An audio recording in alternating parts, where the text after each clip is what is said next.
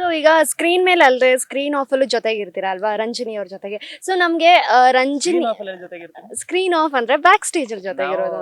Short ಮುಗಿದ ತಕ್ಷಣ ಅವ್ರ ಜಾಗಕ್ಕೆ ನಾವು ನಮ್ ಜಾಗಕ್ಕೆ. ಓಕೆ, ಆದ್ರೂ ಒಂದಷ್ಟು ತಿಳ್ಕೊಂಡಿರ್ತೀರಾ ಅಲ್ವಾ ಇವಾಗ, ಅದಕ್ಕೆ ಅದ್ರ ಮೇಲೆ ಒಂದು ಪ್ಯಾಷನ್. ಓಕೆನಾ. ಸೊ ನಮ್ಗೆ ಏನಾದ್ರು ಒಂದು ಸೀಕ್ರೆಟ್ ಹೇಳಕ್ಕಾಗತ್ತಾ ರಂಜಿನಿ ಅವ್ರ ಬಗ್ಗೆ ಜನಕ್ಕೆ ಗೊತ್ತಿಲ್ದೆಲ್ಲ ಇರೋದು? ನಾನು ಲಿಟರಲಿ ಹೇಳ್ಬೇಕು ಅಂದ್ರೆ ಜನಕ್ಕೆ ಎಷ್ಟೋರ್ ಬಗ್ಗೆ ಗೊತ್ತಿದೆ, ನನಗೂ ಅಷ್ಟೇ ಗೊತ್ತಿರೋದು, ಅವ್ರಿಗೂ ನನ್ನ ಬಗ್ಗೆ ಅಷ್ಟೇ ಗೊತ್ತಿರುತ್ತೆ.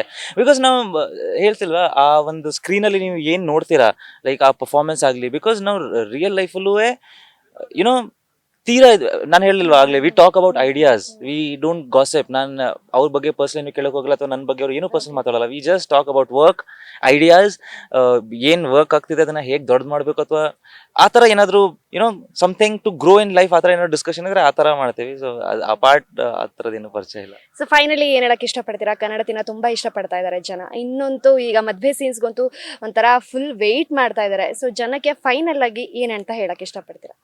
ದಯವಿಟ್ಟು ಟಿವಿಲ್ ನೋಡಿ 7:15 ಅಂಡ್ ಊಟಲ್ಲಿ ಒಂದಿನ ಮುಂಚೆ ಬರುತ್ತೆ ಅಂದ ತಕ್ಷಣ ಅದನ್ನ ಸಬ್ಸ್ಕ್ರೈಬ್ ಮಾಡಿದಿರ ಒಂದಿನ ಮುಂಚೆ ನೋಡೋದಕ್ಕೆ, ಬಟ್ ಅಟ್ಲೀಸ್ಟ್ ಈ ಎಪಿಸೋಡ್ಸ್ನ ಟಿವಿಲಿ ನೋಡಿ.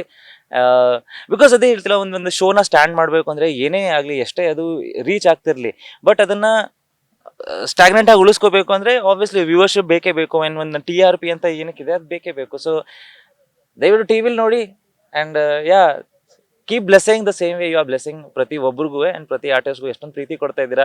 ಇದ್ರ ಮೂಲಕ ಹೇಳ್ಬೋದು ಒಂದು ಲೈಫ್ ಎಲ್ಲರದು ಬದಲಾಗಿದೆ. ಆ ಲೈಫ್ ಬದಲಾಗೋದಕ್ಕೆ ನೀವು ಕಾರಣ ಆಗಿದ್ದೀರಾ. So thank you so much and keep loving us. Yes ಪಾಪ ಟಿವಿನಲ್ಲೇ ನೋಡಿ ಊಟ ಇದೆ ಅಂತ ಹೇಳಿ ಒಂದಿನ ಮುಂಚೆ ನೋಡಬಾರ್ದು ಅಂತ ಕಿರಣ್ ರಾಜ್ ಅವರು ಅವೇರ್ನೆಸ್ ಮೂಡಿಸ್ತಾ ಇದ್ದಾರೆ. ಇನ್ವೆಸ್ಟ್ ಟಿವಿನಲ್ಲೇ ನೋಡಿ ಅಂತ ನಾನು ಕೂಡ ಹೇಳ್ತೀನಿ.